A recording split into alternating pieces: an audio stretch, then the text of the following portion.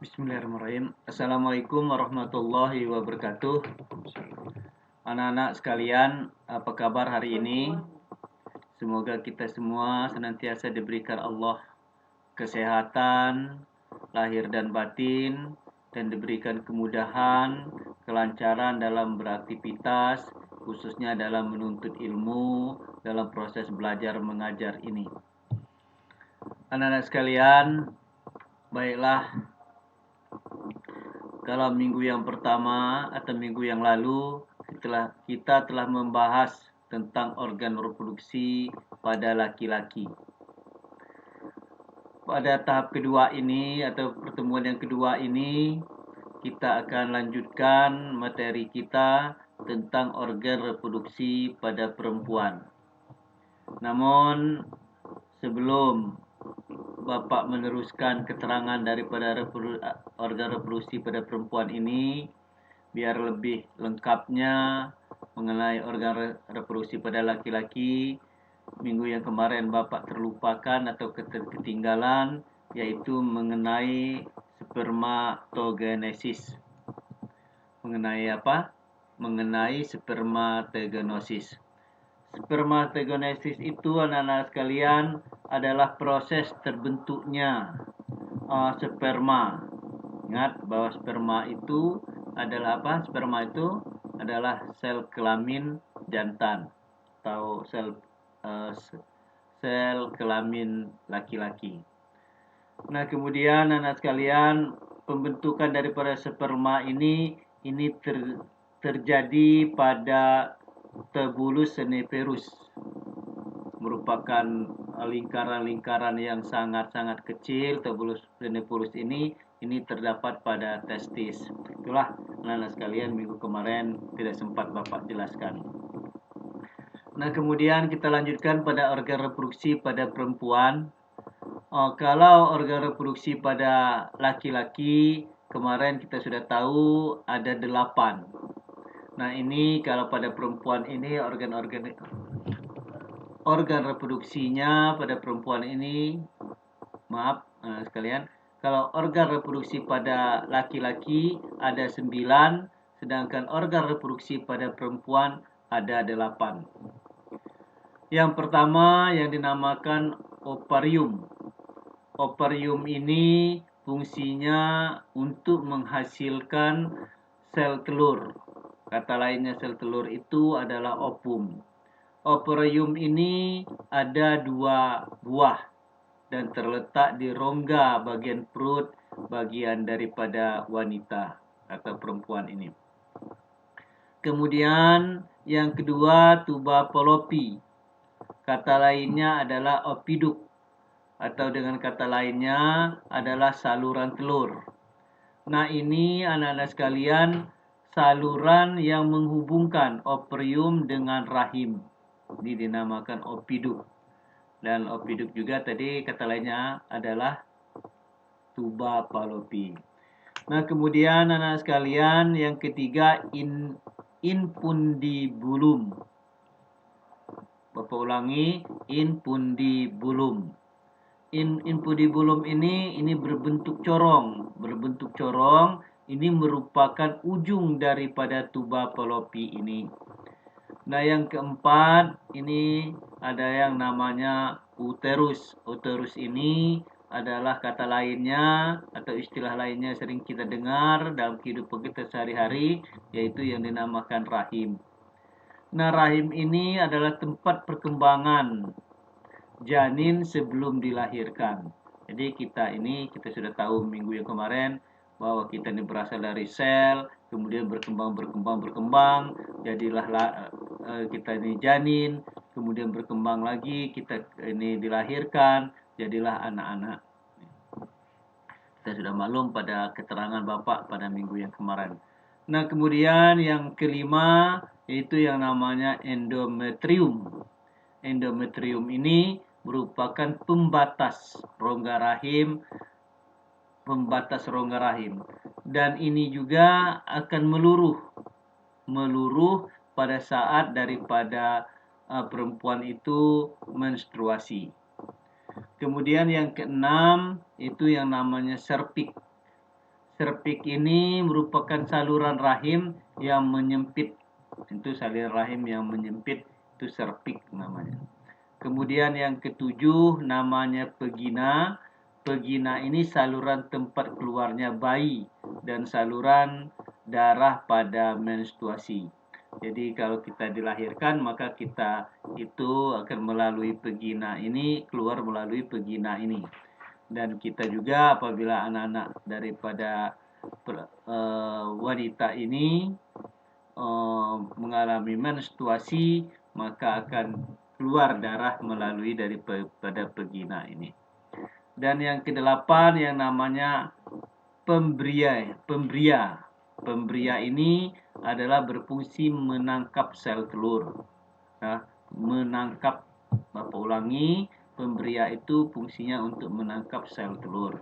Itulah anak-anak sekalian organ reproduksi pada perempuan. Selanjutnya anak-anak sekalian, alat reproduksi perempuan ini juga sama dengan alat reproduksi pada laki-laki, dapat kita bagi menjadi dua. Kita masih ingat pada minggu yang kemarin adalah alat reproduksi daripada laki-laki dibagi dua, yaitu alat reproduksi luar dan alat reproduksi bagian dalam. Pada wanita demikian juga dapat kita bagi menjadi dua, yaitu alat reproduksi bagian luar dan alat reproduksi bagian dalam. Alat reproduksi bagian luar pada wanita ini terdiri dari pulpa dan labium. Ini ada dua, ya Pak, pulpa dan labium. Sedangkan pada laki-laki juga ada dua, yaitu yang namanya adalah skrotum dan alat kopulasi dinamakan, siapa yang tahu? Yang masih ingat alat kopulasi itu dinamakan daripada yang namanya, siapa yang masih ingat? Dinamakan daripada penis, dinamakan penis itu. Nah, kemudian anak sekalian, kalau pada wanita yaitu tadi apa? Pulpa dan labium. Pulpa itu merupakan celah yang paling luar yang dibatasi oleh dua buah labium. Labium itu bibir, nah, yaitu dibatasi oleh dua buah bibir kanan dan bibir kiri. Itu dinamakan pulpa. Bapak ulangi, pulpa ada celah yang paling luar yang dibatasi oleh dua buah bibir. Bibir tadi kata lainnya apa? Labium. Nah, labium ini anak-anak sekalian adalah dua buah bibir kanan dan kiri. Itulah yang dinamakan daripada bagian daripada reproduksi atau alat reproduksi bagian luar. Kemudian alat reproduksi bagian dalam ini terdiri dari dua bagian juga, yaitu ovarium dan saluran reproduksi. Ovarium kita sudah ketahui adalah tempat memproduksi daripada ovum, tempat terbentuknya ovum, itu ovarium. Sedangkan sebagian saluran-saluran ini, saluran reproduksi ini terdiri dari beberapa, ada 3, yaitu terdiri daripada tuba fallopi, uterus, dan vagina. Tadi sudah Bapak katakan apa itu tuba fallopi, apa itu uterus, dan apa itu vagina. Itulah bagian organ reproduksi pada perempuan bagian dalam. Nah, kemudian anak-anak sekalian, kalau pada perempuan ini proses terbentuknya ovum itu dinamakan oogenesis. Tadi kalau proses terbentuknya sel sperma dinamakan apa? Siapa yang masih ingat tadi? Dinamakan yang dinamakan spermatogenesis. Spermatogenesis itu adalah proses terbentuknya sperma. Kalau oogenesis adalah proses terbentuknya sel kelamin perempuan atau sel telur atau ovum. Ini oogenesis. Kemudian anak-anak sekalian, apabila wanita ini sudah mencapai waktunya, dia akan terjadi menstruasi. kira-kira dari umur 12 tahun atau 10 tahun sampai 14 tahun. Itu anak-anak sekalian ini, mungkin anak-anak SMP ini sudah ada yang menstruasi. Nah, menstruasi ini anak-anak sekalian, apa itu menstruasi? Ini adalah peluruhan atau peristiwa peluruhan ovarium yang tidak dibuahi pada dinding rahim. Nah, ini. Jadi, ovum atau sel telur yang tidak dibuahi yang sudah matang akan keluar daripada ovum, kemudian menuju ovarium dan tidak dibuahi, maka dia akan meluruh, akan hancur, dan hancur itu dia akan berupa seperti darah. Inilah yang dinamakan menstruasi. Maka kalau orang yang tidak menstruasi itu berarti ovumnya dibuahi. Nah, ini berarti dia hamil. Kalau dia menstruasi berarti daripada ovumnya tadi tidak dibuahi, maka dia akan terjadi menstruasi. Nah, kemudian anak sekalian, menstruasi ini ada 3 tahapan atau 3 fase, yaitu yang namanya fase menstruasi, kemudian fase daripada prolapsi, dan fase sekretori namanya. Fase sekretori. Nah, inilah fase-fase daripada menstruasi. Anak-anak sekalian, selain daripada itu, nanti insya Allah di pertemuan yang akan datang kita lanjutkan lagi. Dan Bapak cukupkan dulu pertemuan kita kali ini.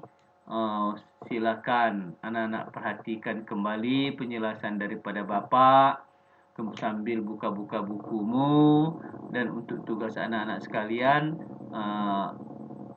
tolong dibuat rangkuman halaman 45 pada buku catatanmu. Halaman 45 dan buat pada buku catatanmu. Nah, itulah anak-anak sekalian, Bapak akhiri dengan wassalamualaikum warahmatullahi wabarakatuh. Terima kasih atas segala perhatiannya. Pesan Bapak, jagalah kesehatan dan jangan lupa sholat. Tolong anak laki-laki jangan banyak-banyak begadang.